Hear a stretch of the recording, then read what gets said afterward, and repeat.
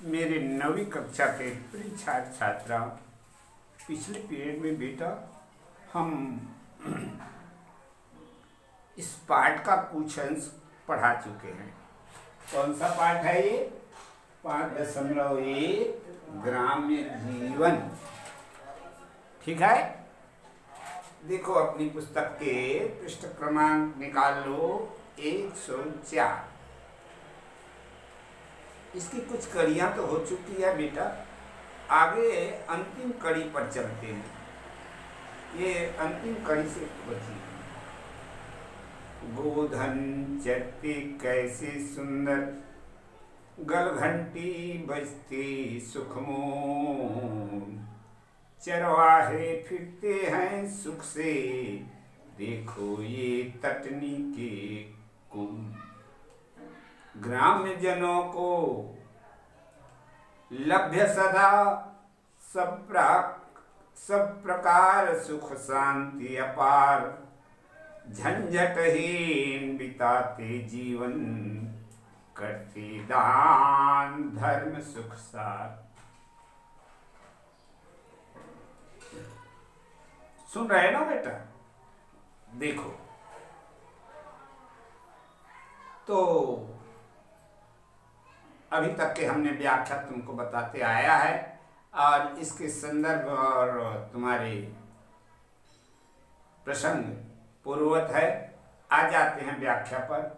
गोधन चरते कैसे सुंदर, गलघंटी बजती सुखमूल। गौ माता जो होती है, गांव में देखते हो जहाँ तहाँ स्वच्छंदता पूर्वक विचरण करती हुई अपना घास चर रही है ना।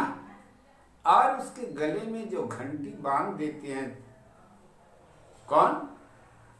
उसके जो मालिक है। वो जब चरती है तो सिर जो है हिलता है स्वाभाविक रूप से, और जैसे ही उसके सिर हिलता है तो वो बंधी हुई घंटी बजती है। उसी कह रहा है, गोधन चरते कैसे सुंदर, गलघंटी बजती सुख मूल। ओ घंटी की आवाज तो ऐसी मधुर होती है कि मन आनंदित हो जाता है। चरवाहे फिरते हैं सुख से, देखो ये तटनी के कुल। और ये गैया चराने वाले उन गैयों का देखभाल करते हुए अपने में मस्त रहते हैं। इस प्रकार से जो है नदी के किनारे की खेतों के आसपास है ना, इस तरह के वातावरण देखने को मिलता है। क्या कि चरवाहे जो हैं बड़ी प्रसन्नता के साथ अपनी गौ माताओं को क्या करते हैं? देखभाल करते, चराते हैं। मैया अपना चर रही है ना, गौ माता। और इस प्रकार से वातावरण बड़ा ही आनंदमय रहता है। कहाँ का? ये हमारे ग्रामों का। हाँ, ग्राम में इस प्रकार के स्वभाव देखा जाता है। ग्राम्य जनों को लभ्य सदा सब प्रकार सुख शांति अपार, झंझटहीन बिताते जीवन, करते दान धर्म सुख सार। ग्राम के रहने वाले नर नारियों की क्या विशेषता है, बड़ी अच्छे ढंग से कवि ने बताने की कोशिश की है। क्या? ग्राम्य जनों को लभ्य सदा सब प्रकार सुख शांति अपार। न छल, न कपट, न द्वेष, न ईर्षा। बड़े सरल स्वभाव के होते हैं बेचारे। और इस तरह से उनको परमात्मा भी उनकी ओर ही रहते हैं। और सुखी जीवन ऐसे स्वभाव रखने वाले नर नारी गांव में आनंदित रहते हैं, है ना। झंझटहीन बिताते जीवन, करते दान धर्म सुख। इस प्रकार से दुनिया के झंझट से दूर हैं। प्रातःकाल तो चले जाते हैं बेचारे, कहाँ चले जाते हैं? काम करने के लिए कृषि कार्य में प्रातःकाल निकलते हैं और एकदम सायंकाल आते हैं, है ना। निरंतर काम करते ही रहते हैं, तो आलतू फालतू चर्चा करने की आवश्यकता रहती ही नहीं, उसके पास समय ही नहीं है। इसीलिए कवि कहते हैं झंझटहीन बिताते जीवन। इस तरह से दुनिया के झंझट से भी परे रहते हैं और हाँ, इतने दयालु होते हैं कि समयानुसार दान देते हैं। जो गरीब आते हैं, जिनके पास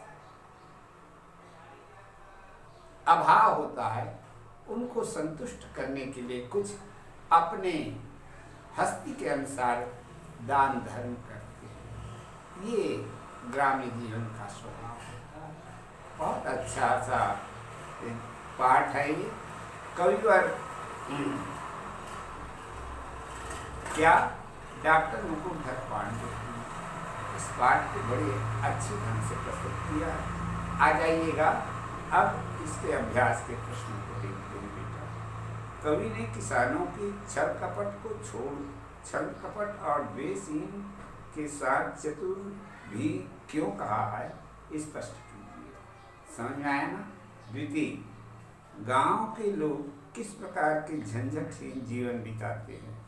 तृतीय, कविता में गांव के बाग बगीचों की सुंदरता का चित्रांकन किन पंक्तियों में किया गया है, वो लिखने हैं। उसके बाद चतुर्थ देखो, बहता हुआ झरना हमें किस प्रकार से जीवन जीने के लिए संदेश देता है। ये 4 प्रश्न हैं। इन चारों का उत्तर इस काव्य में नहीं, अपने ढंग से अपने शब्दों में इन प्रश्नों को पढ़ना और समझ करके क्या भाव देता है उसके उत्तर लिखो। ठीक, आ जाओ उसके बाद पाठ के आगे। ये पाठ के आगे जो है अपने को पाठ्य वस्तु और अपने मस्तिष्क दोनों का सामंजस्य बनाते हुए चलना है। पाठ के आगे का मतलब जौन ला हम नहीं पढ़े हैं तौन चीज जब समझे लगे कि वास्तव में का हो जाए, तब ये है आपके गांव शहर की ऐसी कौन कौन सी खास बातें हैं जिसे आप सभी को बताना पसंद करेंगे। पहला। दूसरा है, आपने या आपके मित्र ने ऐसे किसी गांव का भ्रमण किया हो जहां प्राकृतिक परिवेश सुंदरता के आपको प्रभावित किया हो, तो उसका वर्णन। तीसरा है, कविता में गांव के पाए जाने वाले पेड़ पौधे, फलों एवं फसल की बात कही गई है। आपके आसपास के क्षेत्रों में कौन कौन से पेड़ पौधे फलों के दिखाई देते हैं, है ना, पैदा होते हैं, वर्णन कीजिए। चतुर्थ है, आजकल जंगली जीव जंतु शहरों के व गांवों में क्यों घुस जाते हैं, विचार कर लीजिए। समझ में आया। ये अपने विचार विमर्श प्रस्तुत करते हुए इसका उत्तर लिखने हैं। आ जाओ बेटा, भाषा अध्ययन दिया है। हाँ, भाषा के बारे में कविता में आए निम्नांकित शब्दों के क्या अर्थ हैं, कविता को ध्यानपूर्वक पढ़कर और इन शब्दों का पता करके लिखिए। हैं, आप इसमें शब्दकोश की मदद भी ले सकते हैं। ठीक है, जैसे है प्रफुल्लित, अनूप, तरुगन, जलाशय, अली है ना, अली है, छली है, छली, असुनिर्मल, अवोधन। इतने 5, इतने कितने 7 शब्द हैं। इन 7 शब्दों के जो है व्याख्या देने हैं। व्याख्या मतलब शब्दार्थ, ठीक है। द्वितीय बताओ इसका। प्रफुल्लित माने खिले हुए, सुंदर। अनूप का मतलब सुंदर, है ना। और तरुगण माने पेड़ पौधे, जलाशय, तालाब। छली, छल करने वाला, कपटी है। और सुनिर्मल, निर्मल में और शुभ शब्द लग गया बेटा, सुनिर्मल, बहुत साफ सुथरा, पवित्र, ठीक। गोधन, गौ माता। ये 5-7 शब्द हैं, इनका शब्दार्थ बताया। आगे देखो प्रश्न क्रमांक 2 क्या कहता है। हिंदी भाषा की विशेषता कि इसमें शब्दों की पुनरावृत्ति की जा सकती है, हैं? कब? कल छोटे छोटे जैसे कई शब्द कविता में प्रयोग हुआ है। यही एक तरह के शब्दों का पूर्ण रूप से दोहराते हुए दोहराव हुआ है। पाठ में आए ऐसे अन्य शब्द छांट कर लिखिए।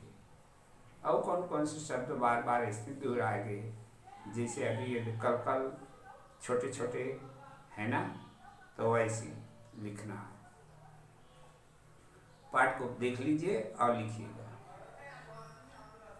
जल्दी जल्दी शब्द में कोई क्रिया कैसे हो रही है इसका पता चलता है। इसमें क्रिया विशेषण की